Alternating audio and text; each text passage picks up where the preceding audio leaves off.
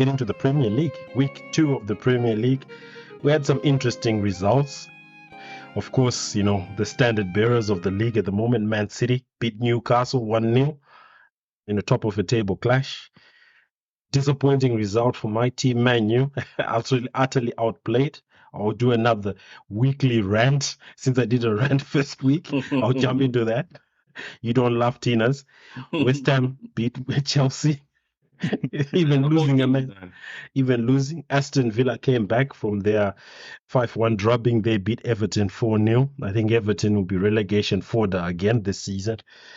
And the last game of the week was Arsenal versus Crystal Palace. Arsenal won with a Martin Odegaard penalty, 1-0 victory for Arsenal. So let's get into it. Let's get into the games. Let's talk some of the games. Liverpool. Oh, Joe. Yes. Joe is the only man smiling in our crew today. Liverpool won 3-1 against Bournemouth. And looking at the stats, this weekend was a bit of a red card frenzy. 5 games with red cards.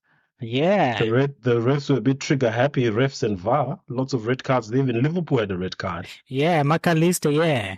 Yes. He got a red card, yeah. And let's not forget to acknowledge Brighton. Just continued where they left off last season, flying high, top of the table at the moment. 4-1 victory over Wolves. Wolves, which gave Man United a hard time. So yeah, let's talk. Let's talk about the teams. Of course, Joe will give you a time to celebrate. Just close. Yeah, you were talking about McAllister. Yes. No, he got the red card. But during the game, Luis Diaz, did you see the scissors goal, my friend? That was fantastic. The first goal. Did you see Tinas? Or you managed to watch most of the games? I was disappointed from the win that we had with. Come on, what is that? Yeah? Chelsea, what is that? Yeah, the Liverpool one. I saw the highlights of the Liverpool. Liverpool is playing well at the moment. Unfortunately, they didn't win last week, but they are playing well, back on form. It's a new midfield, and it looks very high octane, high energy. How you can find a Klopp squad. Man City, we go to Man City. Man City was just professional, absolutely professional. Yeah. Newcastle couldn't lay a glove. They could not lay a glove. Just being passed. What can we say about the Newcastle squad, though? Now that they've faced the best of the best, what can we say? What do we see so far? I remember we had an insight into what their league could look like, but what can we say? Look, I think they are a strong team to lose only 1-0 against Man City. So they are strong enough. I think they just need a clinical striker. I don't know about Isak. He moved from the La Liga, but I believe they'll be in the running. Look for the top 4. I don't know how, when the Champions League starts, how they manage the Champions League. As I said in our prediction episode, if you want to get that on our YouTube and on our podcast on Spotify, Apple, we spoke about that in our prediction. So we don't know. We'll see how we go. They beat Aston Villa, who's in the middle of the pack, where they are supposed to be. They resoundingly beat them. Then they've played the top team, and the top team has just given them a masterclass. I think Man City didn't even leave third gear from the match which I watched. They were so comfortable. Yeah. The match was almost 50-50 in terms of the possession of the ball. And you see with Newcastle, I think they're quite good because with their passes and accuracy, it wasn't as bad. And like you said, Leslie, they hold them up 1-0, which is good for Man City, because Man City is on fire, man. Yeah, no, they're a strong team. They're on a strong team, man. How many goals did Haaland score? Nah, I think let's see who scored. I think this one was... No, that was Alvarez, yes, Alvarez, yeah. The World Cup winner, Alvarez, who scored. I think Haaland is on a bit of a dip of form at the moment, but I think he'll come back. First game, he scored 2 goals. In the Super Cup, he didn't score. I think that's 5 finals without him scoring for Man City. So we'll see how it goes. And then, let's lead to the dreary section now. I'll start before we go to Chelsea. Yeah.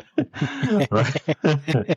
Man United, man, what a woeful performance that was. Absolutely disappointing. From the first 30 minutes, Bruno Fernandes missed an open header. Marcus Rashford is not looking happy. Man, I don't know. I really don't know. Casemiro looks like he's enjoyed a few, a bit of the carnival experience in Brazil when he went back home. He got a good refreshment. A good refreshment. He can't look, he's not the same, but usually it takes him 3-4 games for him to warm up. And you've got Mason Mount. Mason Mount looks like a headless chicken on the team, just running around. Can we talk about that? I was watching on Instagram a podcast of some of the guys were reviewing that as well. They're not happy with Mason. Apparently, they see him as becoming a flop. What is your take? He's a luxury signing. He's not a signing. To me personally, he's not a signing who we needed.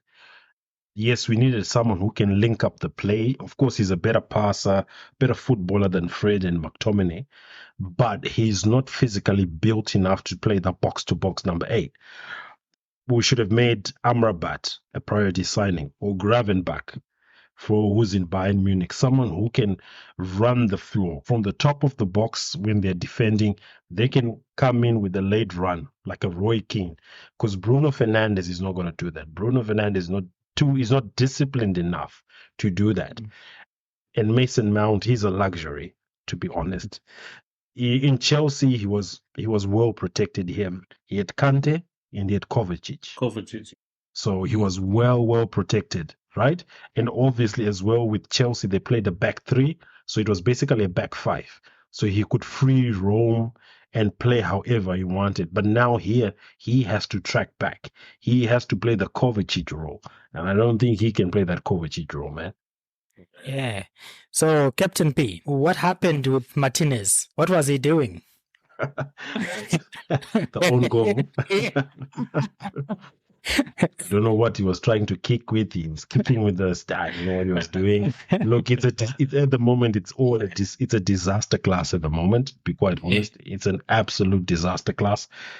It's very entertaining to see you humbled like that. Look, it happened last season. Last season, at least, we're better than last season. The first 2 games we had 0 points. We're in the relegation battle. But now we've got 3 points. I think, look, it's disappointing that we're having another slow start to the season. Man City is already on 6 points. If you give them a 3-point lead, man, they're already running away.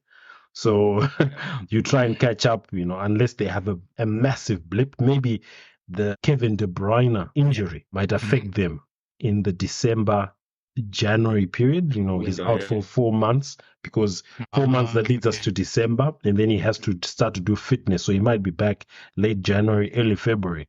So that Kevin De Bruyne, so the season is a bit open with that loss of Kevin De Bruyne. So we're not panicking at the moment. We have Nottingham Forest on the weekend, and then obviously we've got our whipping boys Arsenal the week after. So it's going to be an interesting couple of weeks. So let's see how we go, man. Let's see how we go. Yeah, Tinas, you were laughing. Let's lead on to Chelsea, man. Moses Caicedo, $115 million for that. Imagine, bro. Absolutely disappointed. I mean, yeah, we could argue and say it's the beginning of the season. The guys haven't settled, but you know what? The amount of money that was spent on that squad for it not to gel well is just not acceptable. Like, look, they're playing a very good passing game. They do, but the biggest issue that has always been at Chelsea is they don't have finishes. They're not finishing. Unfortunately, we took on people like, Sterling. We thought maybe Sterling could kind of help us with those runs that he usually did in Man City, but it doesn't seem to help. He did, do a few runs into the box, or one which led into a penalty, and the other one which he did from the right, which wasn't, converted into a goal. But man, I just don't know. I don't know what they're trying to do. I don't know what sort of outcome this is going to have on us, but we need the confidence to start off the season. Is the Reece James injury affecting the team? Because Reece James is a big outlet for your attack. Possibly, and or even just the matter of confidence in the squad, having him around, that also does play a part. Obviously, that he's not in, and those sweeping overlapping that he does. Yeah. all of that was missing from the game. So obviously that also comes into play. But I'm generally not pleased. Not pleased. We expect more. They spend a lot of money. They changed the whole squad, and in doing so, we would think they were doing the right thing. They have a lot of good players, but I think Pochettino has a lot to prove. But for 1 billion spent in 18 months. Yeah, you'd expect a bit more from that Chelsea team. You would expect a very elite squad. That's what I can say. A very, very elite squad that is not willing to lose games the way they're losing games. 3-1. Come on. To Aston Villa. Come on. Yeah.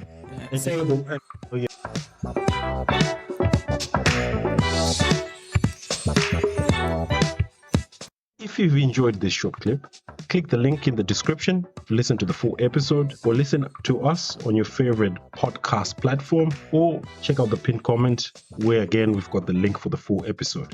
Remember to subscribe, like, share, leave your comments. Let's have a discussion what you feel about this topic which we shared on this amazing short clip of Amajians podcast. Thank you and have an awesome week.